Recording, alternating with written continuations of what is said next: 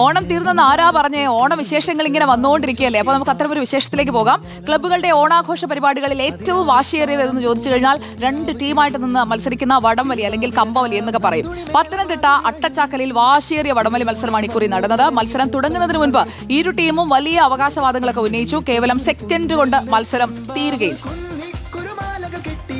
തിരുവോണ ദിനം നടത്തുന്ന മത്സരങ്ങളിൽ ഏറ്റവും വാശിയേറിയത് വടംവലി മത്സരമാണ്.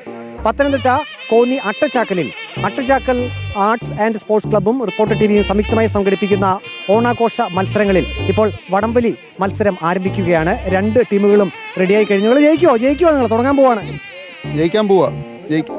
എന്താ നിങ്ങളുടെ ഒരു പ്രതീക്ഷ? എന്താ ചെയ്യുക? ഏറ്റവും പുറകിൽ നിൽക്കുന്ന ആളാണല്ലോ. എപ്പോഴും പറയാറുണ്ട് ഈ വടംവലി മത്സരത്തിൽ ഏറ്റവും പുറകിൽ നിൽക്കുന്ന ആളുടെ കയ്യിലാണ് ഇതിന്റെ കംപ്ലീറ്റ് കാര്യങ്ങൾ. തകർത്ത് പിടിക്കുക, ജയിക്കാൻ വേണ്ടിയുള്ള പിടുത്തമാണ് പിടിക്കുന്നത്. അത്രേ ഉള്ളൂ. ഞങ്ങൾ പൊളിക്കും. ഇതാണ് വിജയം. അത്രേ ഉള്ളൂ.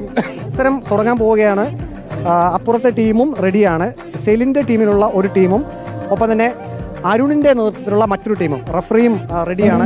അപ്പൊ തുടങ്ങുമല്ലേ മത്സരം? പിന്നല്ല, നമ്മളിപ്പോൾ തുടങ്ങുകയാണ്. ഒരു 10 മിനിറ്റിന്റെ കാര്യമുള്ളൂ. നമ്മളിപ്പോൾ ആണെങ്കിൽ അവിടെ തുടങ്ങുകയാണ്. രണ്ട് ടീമും റെഡിയാണ്. രണ്ട് ടീമും റെഡിയാണ്. രണ്ട് ടീമും കട്ടക്കട്ടയ്ക്ക് നിൽക്കും. 100% നല്ല ആരോഗ്യമുള്ള രണ്ട് പിള്ളേരാണ്. വിഷയങ്ങളില്ല.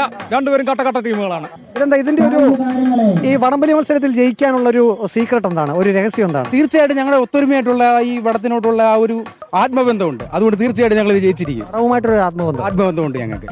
നേരത്തെ പരിശീലനമൊക്കെ നടത്തിയിരുന്നു. മറ്റു ക്ലബ്ബിലൊക്കെ വടം പിടിച്ചിട്ടുണ്ട്.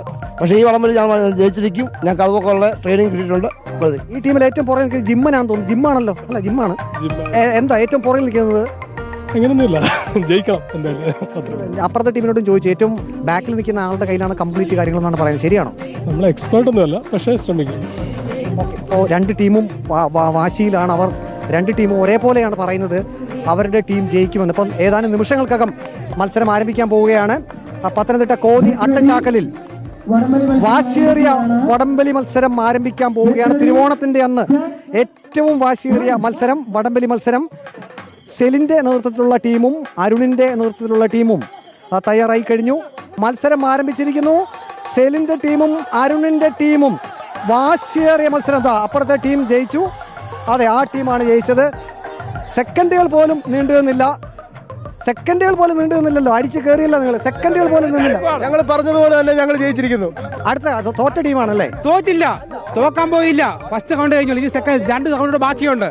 ഓക്കെ, അത് അപ്പോൾ 1ാം റൗണ്ട് കഴിഞ്ഞതേ ഉള്ളൂ. 2 റൗണ്ടും കൂടെ ഉണ്ട്. ആ 2 റൗണ്ടിൽ കാണിച്ചു തരാമെന്നാണ് ഏതൊരു ടീം പറഞ്ഞിരിക്കുന്നത്. Video journalist Ajikod Mannappam, reporter Praveen Purushothaman, in reporter Pathanamthitta.